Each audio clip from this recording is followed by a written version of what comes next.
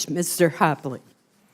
Senator Collins, thank you for holding this hearing. Thank you all for your service to the country. I'm Todd Hauptli, the President and CEO of the American Association of Airport Executives. I want to make 3 points this morning. The first point is that we are chronically and systematically underinvesting in infrastructure in this country. And it's not just airport infrastructure or aviation infrastructure, or for that matter, transportation infrastructure, the subject of this hearing. We're also underinvesting in communications and power and water infrastructure in this country. And increasingly, this lack of infrastructure investment is negatively impacting both our domestic and our international competitiveness.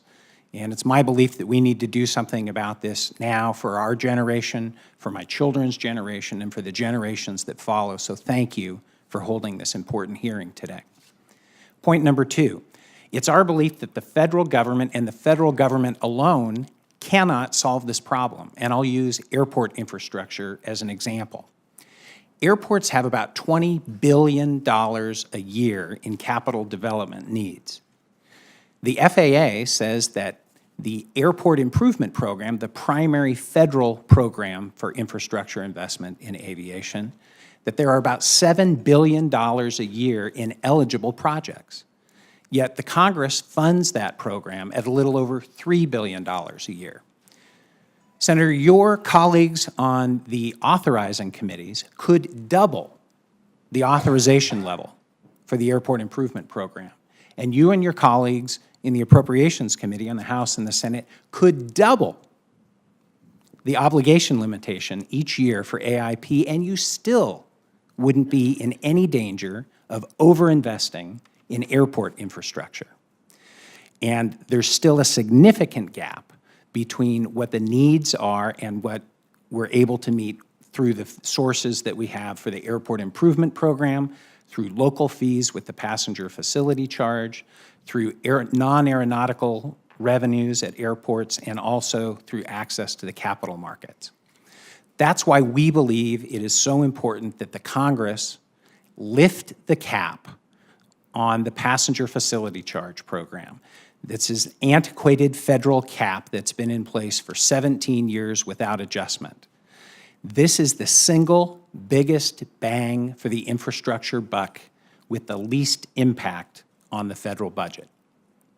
Point number 3, and Senator Reid, as a military history fan and a fan of history, I hope you'll appreciate this.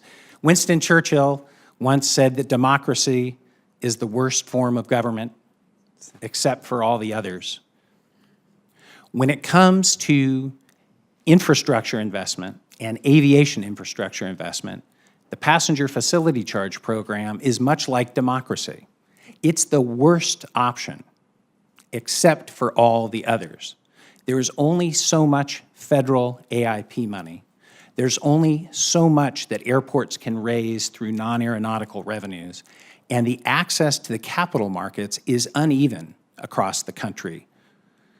The passenger facility charge program, allowing local communities and local governments to decide, not the federal government, but the governments closest to the people, to decide what those local fees should be, will allow for the leveraging of those infrastructure dollars that you referenced earlier. P3s are exciting and interesting in some circumstances. Access to the capital markets work in some circumstances. The passenger facility charge program is the only program that can benefit every airport of all sizes across the country. Be happy to answer your questions. Thank you. Thank you very much.